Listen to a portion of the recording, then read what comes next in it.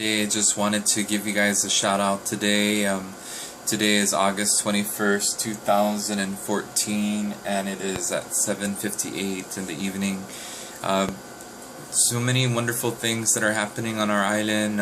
People are actually doing their part to bring this island forward, and I just wanted to thank everybody for ensuring that people are part of the conversation. I realize that there have been many people who have been very upset with my behavior in terms of defying the odds of Guam's election process, and I really wanted to say it's really the people that are really rooting us on together, because we're in this thing together, and I want people to realize that. I also realize that other people on this island are very disappointed that I am not in going full with signs and everything like that. I think it's important that we stop for a moment and recognize where we have been as an island, where we are currently, and where we are headed. And I really believe in my heart that people will say yes to medical marijuana. And I have stood by on this because it is people's medicine, and it is part of what we have learned as an indigenous peoples, that if in moderation people recognize the kind of drugs that they're taking, I don't doubt the technologies and other pills and other cures, but I think that for people to have this option, to have a plant that they can pick from and dry and smoke or inhale or hookah it or whatever it might be, I think that people deserve that opportunity. But I've always cautioned them, because I really want that option that people can choose whether they want to smoke recreationally or medically, because a lot of people are now realizing the benefits of having that really accessible. And we can take a look at studies in the past about the medicinal qualities of it, but I also believe that people have that choice, to do good in their heart. And I think that Bob Marley, who was a very, the Rastafari religion is very important to this whole concept of peace, because it is about the peace movement.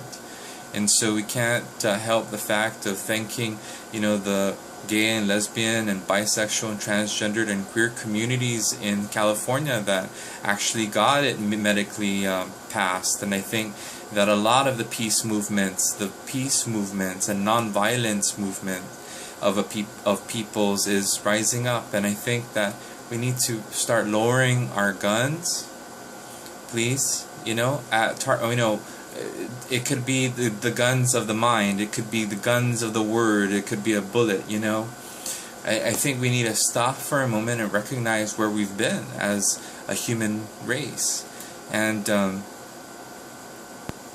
when we recognize that we are in this together, then we realize that when people go to the booths on August 30th and take their sacred vote, but a lot of people are really jaded and turned off by the results of these elections, and then finding out, just kutsino, it's very kutsino. That's the word that I could describe about it, disgusting behavior in terms of the fiduciary responsibilities of leaders really on the island.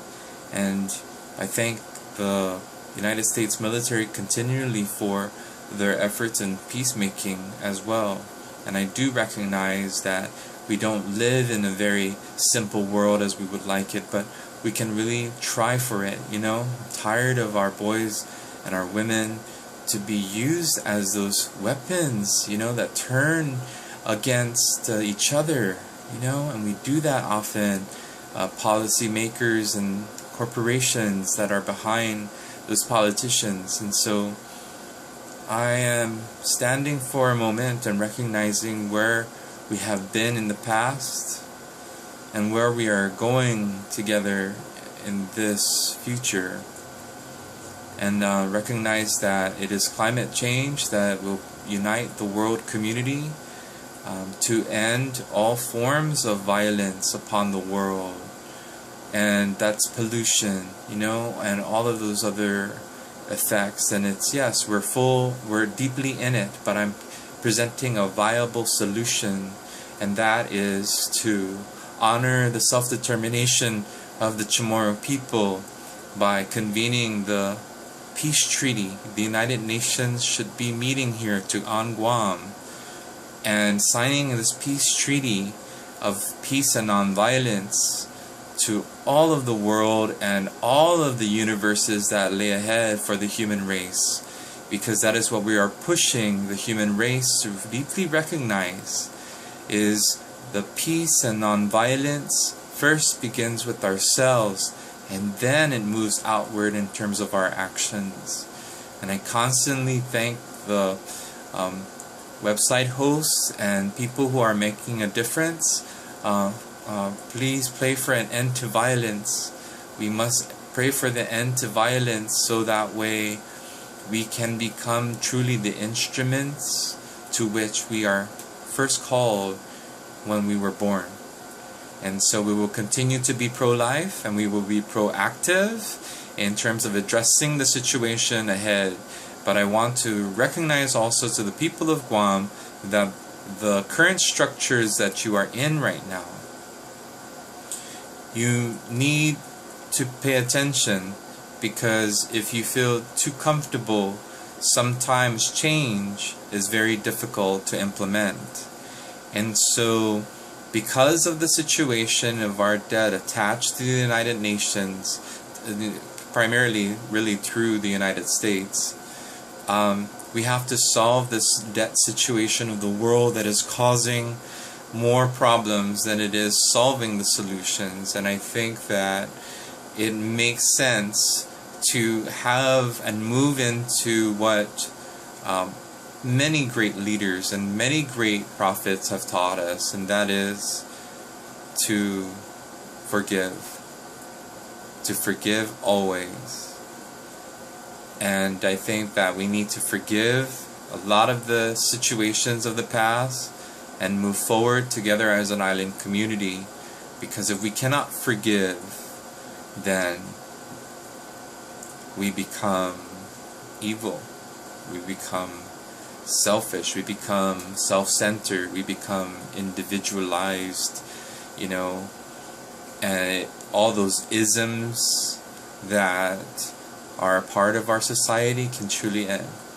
And sure, I really believe in that we can move this together so long as we pay attention to numbers, pay attention to dates, specifically dates of when things are due, specifically when we need to start implementing industries on Guam finally, and to really be the centerpiece of communication in the world. And so I appreciate the Undersecretary's arrival here to the island of Guam. I wish him well as he continues to the Asian tours.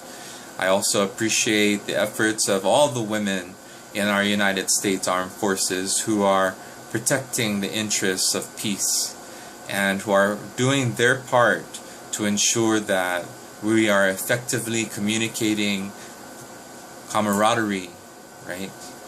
A sense of agape, brotherly and sisterly love. This is what we need to highlight as we advance being part of this Chamorro self-determination process. And I believe that people voted for the Commonwealth Act of the 1980s, and we need to stick with that. We will not take no for an answer, but we would ask for full inclusion in terms of the incorporations of peoples, protecting the indigenous aboriginals of the Mariana Islands, which happen to be the Chamorro people. And so I'm asking everybody to please ensure that you do your part to do Guam good. Thank you, si Diyos Mahasi. Please get out the vote. Stay on the Republican side. Do not cross over in this primary election. And we will wait for the results. So you would immediately, underneath the oval of the official candidates, there will be an oval that you will fill in dark. Then you will write capital J dot D I A Z. That's all you would have to do in terms of advancing forward. So if you can write J dot Diaz, or if you want, you can write Jonathan Diaz. Doesn't matter, it's up to you, but stay on the one side, okay, in the primary elections, and we will together advance Guam forward. So, si Diyos Mahasi, hang tight, more to come. Guai Zahao.